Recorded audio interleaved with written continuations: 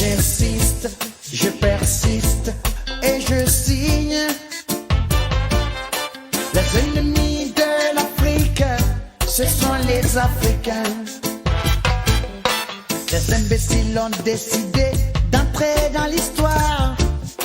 À reculons, les peuples bâillonnés écoutent la symphonie des canons. Les Algériens égorgent les Algériens. Les Somaliens fusillent les Somaliens. Les Rwandais, génocide rwandais. Conférence de presse qui est devenue traditionnelle. Parce que depuis le 15 septembre 2015, date de la création de Tournons la page Cameroun, nous célébrons la journée internationale de la démocratie. Et cette année, 3 organisations ont décidé de collaborer pour faire une déclaration dans le cadre de cette célébration. Il s'agit de Tournons la page Cameroun, qui est une des composantes de l'organisation internationale Tournons la page, qui est établie dans près de 10 pays. Et dont le slogan est « Pas de démocratie sans alternance ». Et dont je suis le coordonnateur. Il y a Dynamique citoyenne, qui est le réseau de suivi indépendant de tout public qui se l'organisation. Il y a la centrale syndicale du secteur public, la CSP, qui nous accueille aujourd'hui. Ces 3 organisations ont décidé de faire une déclaration par rapport à la situation de notre pays aujourd'hui sur un thème précis. Ce thème, c'est démocratie et gouvernance de l'État du Cameroun. 2 points, l'urgence des réformes. La déclaration nous sera présentée par le président de Dynamique citoyenne. En attendant, on va se présenter. Moi, c'est Bikoko Jean-Marc. Je suis le coordinateur de Tournons la page Cameroun. Fouet Maurice Angelo, chargé de la communication à la centrale syndicale du secteur public, la CSP. Ban Félix Marcel, président du comité de direction de Dynamique citoyenne. Voilà. Donc, c'est ces 3 organisations qui ont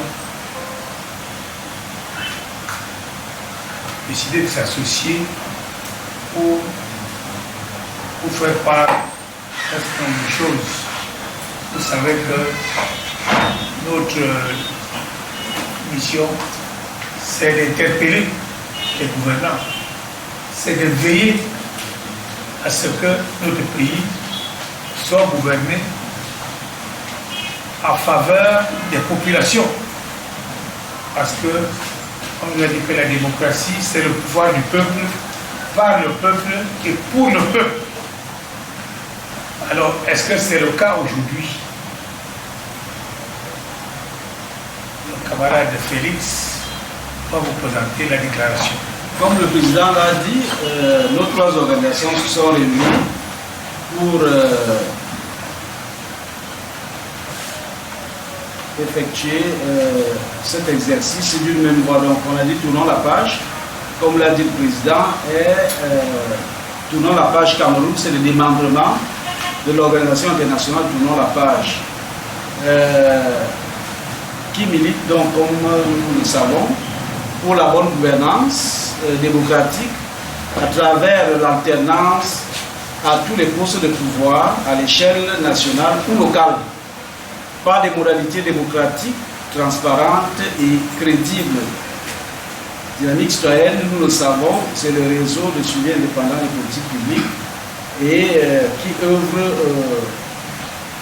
pour que les citoyens soient conscients de leurs droits et de leurs devoirs et capables de se mobiliser pour amener les pouvoirs publics à respecter le contrat social afin de promouvoir les conditions de vie plus humaines et plus justes. Tandis que la centrale syndicale du secteur public, c'est la centrale syndicale qui milite pour la promotion et la défense des droits et des intérêts des travailleurs. Nous sommes donc réunis ce jour du 15 septembre 2021 à l'occasion de la Journée internationale de la démocratie pour donner une déclaration sur le thème de la démocratie et gouvernance de l'État du Cameroun, l'urgence des réformes. Pour qu'on se comprenne mieux, commençons par définir les concepts essentiels de notre déclaration. La démocratie, à notre sens, c'est le régime ou un mode de gouvernement selon lequel la souveraineté appartient au peuple, qu'il exerce à travers les personnes qu'il a librement choisies et qui conserve cependant, les citoyens conservent cependant la fonction de contrôle et de sanction, notamment par la voie des élections. C'est cela qui a opportunément fait dire à Abraham Lincoln à travers cette boutade que la démocratie, c'est le gouvernement du peuple, par le peuple et pour le peuple. Et en ce qui concerne la gouvernance, c'est un concept assez équivoque, mais nous nous sommes inspirés du PNUD qui a défini la gouvernance comme l'exercice de l'autorité économique, politique et administrative en vue de gérer les affaires d'un pays à tous les niveaux. La gouvernance englobe les mécanismes, les processus et les institutions par le biais desquels les citoyens et les groupes estiment leurs intérêts, exercent leurs droits juridiques, assurent leurs obligations et auxquels ils s'adressent en vue de régler leurs différends. De ce fait, poursuit le PNUD, la bonne gouvernance se caractérise notamment par la participation et la responsabilité, par l'efficacité et l'équité. Elle assure la primauté du droit et veille à ce que les priorités politiques, sociales et économiques soient fondées sur un large consensus et que les voix des plus démunis et des plus vulnérables puissent se faire entendre dans la prise de décision relative à l'allocation des ressources nécessaires au développement. Selon nos trois organisations, nous considérons que la bonne gouvernance repose sur les piliers suivants: la primauté du droit, la participation inclusive, la responsabilité et la redevabilité, la transparence, l'efficacité et l'efficience, la vision stratégique, la recherche du consensus et la capacité d'ajustement et l'équité. Nos trois organisations saisissent donc l'occasion de la célébration de la présente édition pour s'indigner de la dégradation sans cesse croissante de la gouvernance publique au Cameroun dans tous les domaines, notamment politique, économique, social et culturel. En ce qui concerne l'état de la gouvernance publique au Cameroun, nous relevons que la vie publique de notre pays est marquée par une malgouvernance endémique. Cela est documenté bien des fois par les institutions internationales, partenaires techniques et financiers du Cameroun, par les structures mises en place par le gouvernement lui-même, telles que la Commission nationale anticorruption, la CONAC, et le Programme national de gouvernance. Bien plus, les cas de malgouvernance sont scandaleux, souvent scandaleux, ont régulièrement été relevés par divers observateurs nationaux, notamment la société civile, et relayés abondamment par les médias. Cette situation préoccupante affecte la totalité des secteurs de la vie publique de notre pays et suscite pour le moins l'indignation des citoyens qui en sont les principales victimes. Dans le domaine politique, la plupart des principes fondamentaux de la démocratie sont bafoués par le gouvernement et son administration. Non seulement l'initiative des lois est le fait exclusif du gouvernement au détriment du Parlement, mais aussi les lois ne sont ni appliquées ni respectées. Le dispositif électoral est particulièrement vicié et ne peut en aucun cas permettre une expression libre de la volonté populaire, quel que soit le type d'élection, du fait de l'organe en charge de la gestion de ces élections et les camps, dont la configuration structurelle et le mode de fonctionnement ont été délibérément plombés. Les partis politiques qui se comptent par centaines sont soit inféodés par le gouvernement du RDPC, soit muselés. Dans tous les cas, ceux qui adoptent une posture critique à l'égard du gouvernement sont systématiquement décapités. Depuis plusieurs années, de nombreux militants et cadres de ces partis politiques, à l'instar du MRC, sont emprisonnés pour des raisons politiques et englués dans les procédures judiciaires volontairement interminables. L'expression des libertés publiques n'est pas en reste. Les manifestations publiques sont systématiquement interdites en violation de la Constitution et des instruments internationaux régulièrement ratifiés par l'État du Cameroun.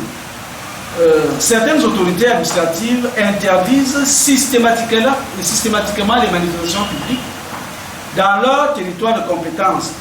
Le cas des régions du centre et du littoral sont une illustration flagrante.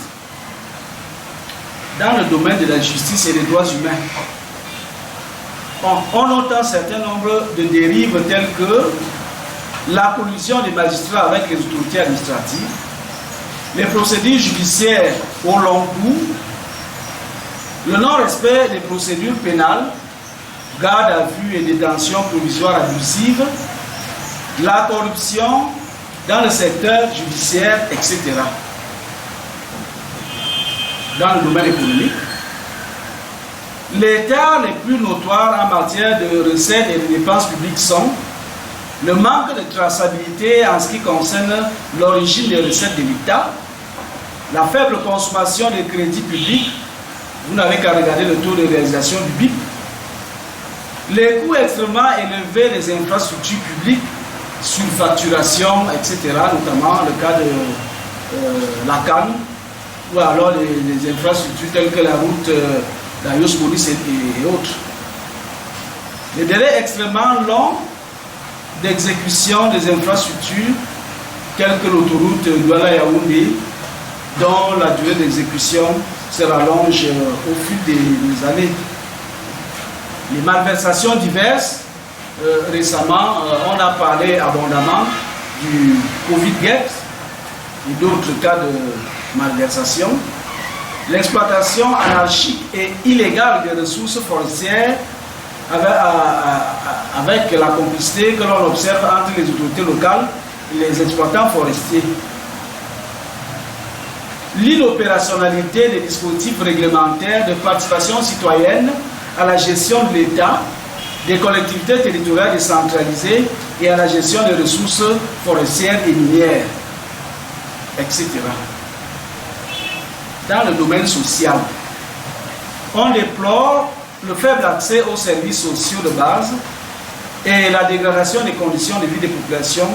Ceci est dû notamment à la création anarchique, par exemple, des établissements scolaires ou des formations sanitaires, sans infrastructure ni personnel adéquat, la marchandisation de l'éducation, notamment à travers l'inflation des frais d'APE, en complicité avec les chefs d'établissement, renforcée par le silence coupable du gouvernement, le traitement discriminatoire des agents publics, le faible niveau de salaire dans la fonction publique, le non-respect des procédures d'indemnisation des populations affectées par les grands travaux de l'État,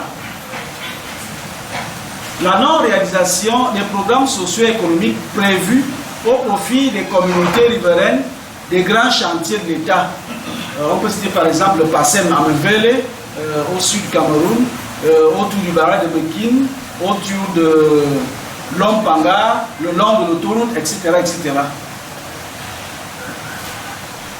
Au regard de tout ceci, des réformes sont nécessaires. Ainsi, tournons la page Cameroun. Dynamique citoyenne et la centrale syndicale du secteur public préconisent une réforme profonde des institutions de la République du Cameroun sur la base d'un programme à 3 étapes. D'abord, l'organisation des États généraux de la République. Ensuite, la mise en place d'un gouvernement de transition. Et enfin, l'organisation des élections libres et transparentes. En ce qui concerne l'organisation des États généraux de la République, ces États généraux seront organisés par un comité national mis en place par le président de la République à cet effet. Il sera composé comme suit. Les représentants du gouvernement en exercice désignés par le président de la République. Les représentants des partis politiques désignés par leurs pairs. Les représentants des mouvements confessionnels désignés par leurs pairs. Les représentants des syndicats désignés par leurs pairs. Les représentants des organisations de la société civile désignés par leurs pairs. Les représentants des différentes corporations désignés par leurs ordres respectifs, par exemple les avocats, les médecins, les architectes, les infirmiers, les experts comptables, etc., etc. Les représentants de la chefferie traditionnelle et les représentants du secteur privé et d'autres corps sociaux qui pourront être identifiés et reconnus pertinents dans cette démarche-là. Ces états généraux vont se dérouler selon le principe bottom-up, c'est-à-dire que les concertations vont débuter au niveau communal entre les représentants des différents corps sociaux. Les délégués communaux devront se retrouver au niveau départemental et les délégués départementaux se retrouveront au niveau régional et les délégués régionaux au niveau national. Les 4 principaux résultats attendus de ces états généraux sont la mise en place des commissions pour la révision de la Constitution, du Code électoral et pour le découpage administratif du territoire national. L'adoption des résolutions exécutoires sur la réforme des institutions de l'État et l'organisation des secteurs économiques et industriels, social et culturel, politique et diplomatique de notre pays. La mise en place d'une entité libre et indépendante en charge de l'organisation des élections et des consultations référendaires. La mise en place d'un organe législatif transitoire dont le mandat sera limité au contrôle et suivi de l'action du gouvernement transitoire. Et enfin, la mise en place d'un gouvernement transitoire pour une durée de 2 ans. Les modalités de mise en place de ce gouvernement transitoire sont les suivantes. Alors, des représentants du gouvernement en place qui seront désignés par le président de la République. Les autres membres du gouvernement transitoire seront choisis par leurs pairs au cours des états généraux. Avant leur nomination, les membres retenus pour le gouvernement de transition devront élaborer un cahier de charges ou alors une feuille de route qui sera préalablement validé par le Comité national des États généraux de la République. Le gouvernement transitoire sera nommé par le président de la République. Il comprendra une vingtaine de membres qui seront tous des technocrates désignés par leurs pairs en plus des représentants du gouvernement actuel selon la configuration suivante. Les représentants du gouvernement actuel, comme on l'a dit, les représentants des organisations de la société civile, les représentants des partis politiques, les représentants des confessions religieuses, les représentants de l'autorité traditionnelle, les représentants des travailleurs, c'est-à-dire à travers les syndicats, et les représentants du secteur économique, notamment le patronat.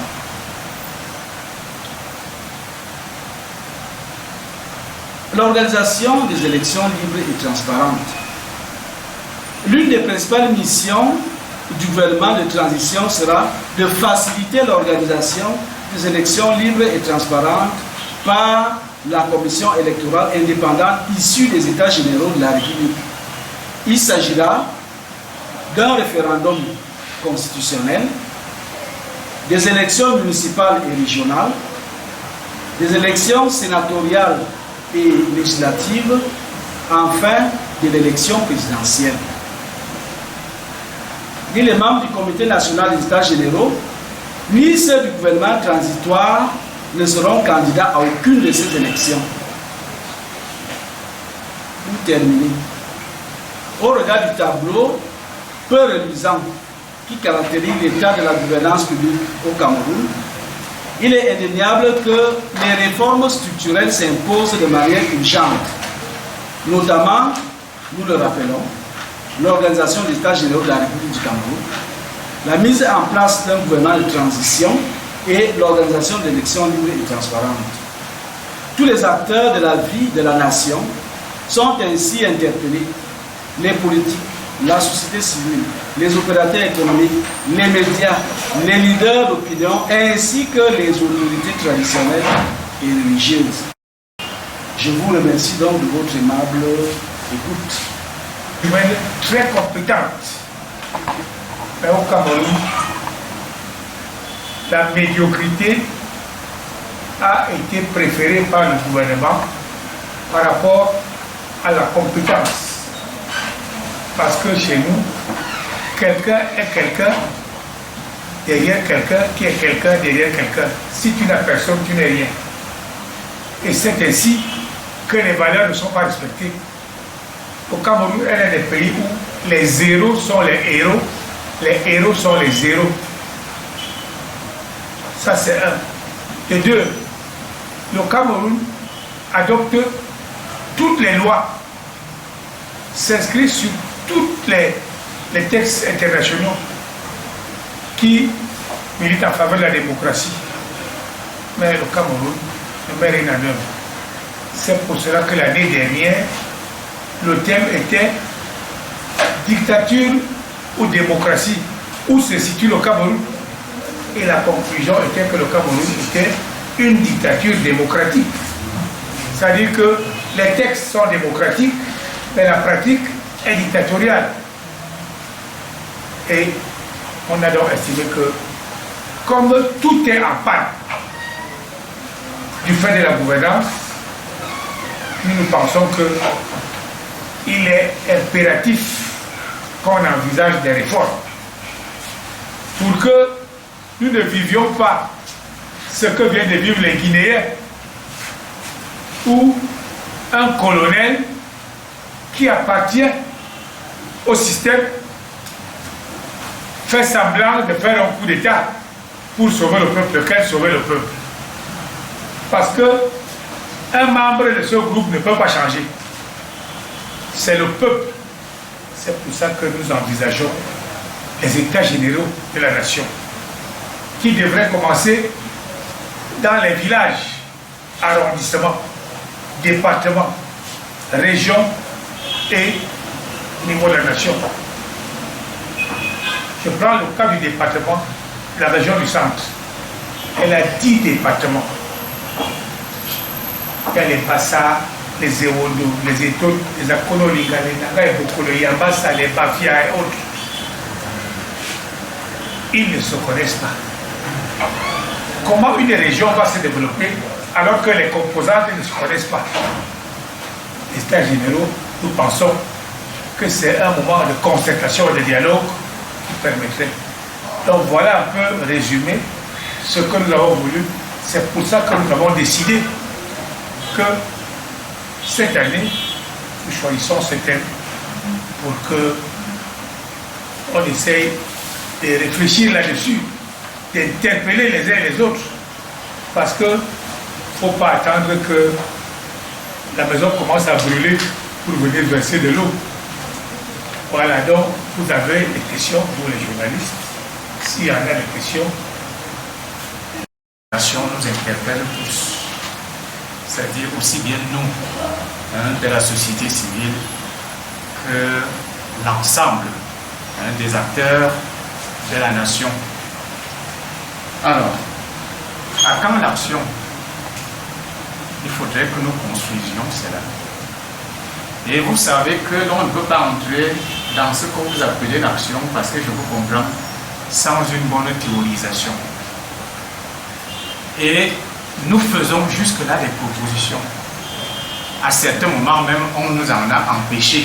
On nous a empêché de faire des propositions. Vous avez évoqué le palais des sports. Nous étions toujours en train là de vouloir faire des propositions. Et comme l'a si bien dit l'un de vos collègues, ça fait partie du processus démocratique. Il faut faire des propositions. Et la société civile qui est là n'est pas en panne de propositions. C'est d'abord notre rôle comme citoyen de faire des propositions. Et nous en faisons. Mais maintenant, ces propositions doivent être partagées par les différents acteurs de la société. Et nous avons dit, ces acteurs qui sont interpellés, parmi les acteurs qui sont interpellés, il y a les médias. Alors, quand vous dites que l'on prêche au désert, est-ce que quand on le dit aux médias, c'est prêcher au désert? Si vous admettez que l'on prêche au désert, ça signifie que les médias qui sont interpellés dans cette action collective démissionnent par rapport à leur responsabilité. Si c'est admis, nous n'osons pas croire que les médias démissionnent, parce que les médias sont là justement aujourd'hui pour recueillir ces informations. Mais est-ce que les médias vont seulement s'arrêter au recueil des informations pour les diffuser? C'est ce que vous nous demandez. Est-ce que nous allons seulement passer le temps à parler, à dénoncer? Est-ce que les médias vont aussi passer le temps seulement à sortir les journaux, à sortir les articles, à recueillir les informations? Vous savez que vous les médias, vous avez des syndicats, vous avez un syndicat. Ça signifie que quand vous avez déjà eu ces informations, vous allez vers votre syndicat, vous organisez l'action à mener. Et c'est dans ce cadre-là que, rejoignant les acteurs que nous sommes, nous pouvons ensemble mener une action concertée. Donc les médias doivent, en même temps qu'ils donnent l'information, aller vers leur organisation, leur structure, pour animer leur structure, parce que vous avez un syndicat.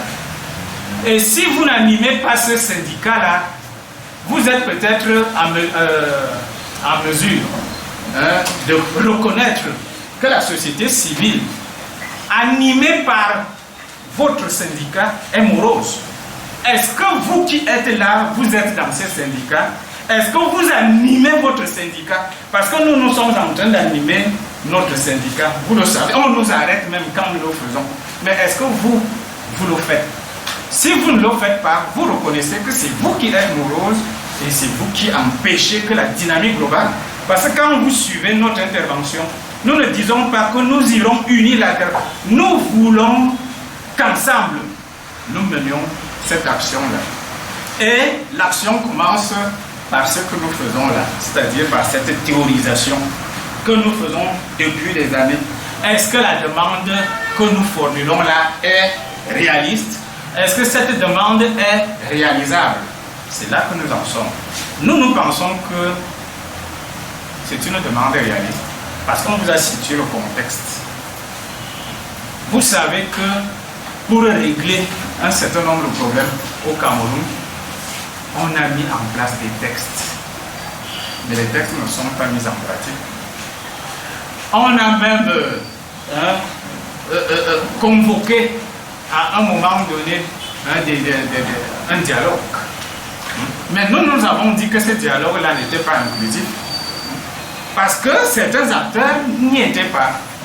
Et les gens qui ont voulu à tout prix montrer que ce dialogue-là, ce grand débat était efficace, sont aujourd'hui à réaliser que le grand débat s'est tenu, mais les problèmes continuent. Les problèmes continuent. Et les problèmes continuent parce que, à notre avis, et nous l'avons dit, quand ce grand débat s'est tenu, il n'était pas inclusif. Nous nous demandons donc, parce que ce que nous entendons par les États généraux là, c'est en fait mener le processus de telle sorte que tout le monde puisse y contribuer. C'est la raison pour laquelle quand vous voyez comment on présente son processus c'est-à-dire de la base au sommet, ce qui n'a pas eu lieu avec le grand débat. Et c'est la raison pour laquelle nous avons encore ces problèmes. Donc, notre demande est d'autant plus réaliste qu'elle est inclusive.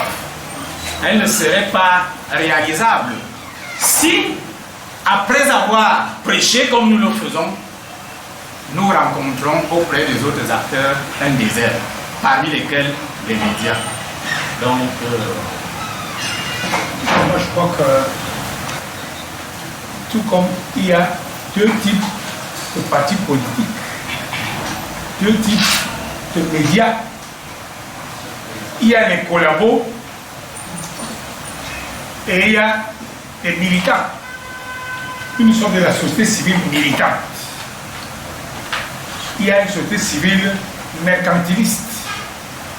Ils montent des projets, ils se font utiliser, instrumentaliser par les bailleurs, ils font les rapports, les années passent. Nous cherchons également de l'argent, mais l'argent ne nous soumet pas. Nous voulons le changement. Et c'est pour ça que tournons la page. Mais pour le changement. Et le Cameroun n'est pas dans la démocratie. Il faut que ça change. Et il vous a dit que les réformes sont impératives. C'est-à-dire que si ça ne change pas, moi j'ai 64 ans, on est bien vieux, vous êtes jeune.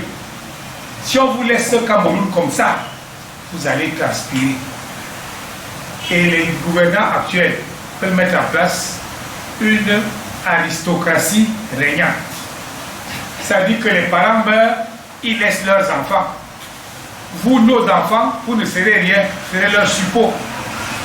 Ça ne doit pas se passer. Maintenant, comme les textes sont favorables, ils parlent de décentralisation. Depuis 1996, il y a appliqué ça en 2020.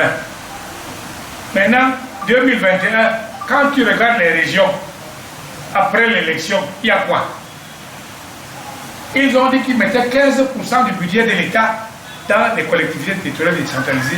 Ils ne mettent même pas 2% du budget, alors que c'est la loi. Donc, ce genre de gouvernance, où la loi ne sert plus à rien, où les individus sont au-dessus de tout, qu'est-ce qu'on fait? Alors, quelqu'un a dit, à quand l'action? C'est ça l'action. Parce que les marches et autres commencent par le plaidoyer.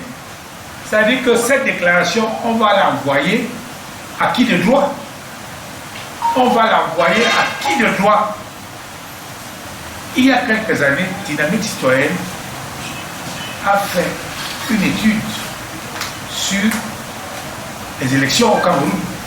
On s'est rendu compte que le Cameroun a plus de 25 millions d'habitants. Et les Cameroun dit qu'il y a 6 millions d'inscrits. Et à chaque élection, c'est 3 millions de personnes qui votent. Ça veut dire que les députés et tout ce monde-là, ils n'ont aucune légitimité. Parce que 3 millions sur 25 millions, quelle légitimité? On nous a appris un certain nombre de choses. Et Dynamique Citoyenne a sorti un code électoral alternatif. Ce document existe. On l'a envoyé à la présidence, MINAC et partout. On nous a dit l'autre jour qu'elle est déjà en train de réviser le code électoral. Ils ont pris tout. Parce que Dynamique Citoyenne n'est pas invité. On a quand même un document et des choses à faire prévaloir. Donc, nous sommes dans l'action. Nous sommes réalistes. Parce que si le cas de la Guinée arrive maintenant, la réflexion viendra quand? Donc il faut qu'au moment, quel que soit ce qui va arriver là, parce qu'il y a des schémas, soit c'est le coup d'État, soit c'est la disparition de notre président, soit quelque chose. Et il y a vacances à la tête. On fait quoi? Nous nous disons qu'il faut une transition démocratique. Cette transition pour que le peuple puisse se concerter et prendre les décisions. Mais nous n'attendons pas la crise. Nous disons que maintenant, si le président peut nous écouter, qu'il organise les états généraux. ça lui permettra même d'aménager sa sortie. Parce que si les états généraux commencent, on commence le débat dans les communes, on va dans les départements, on va dans les régions, et au niveau national, on sort une feuille de route.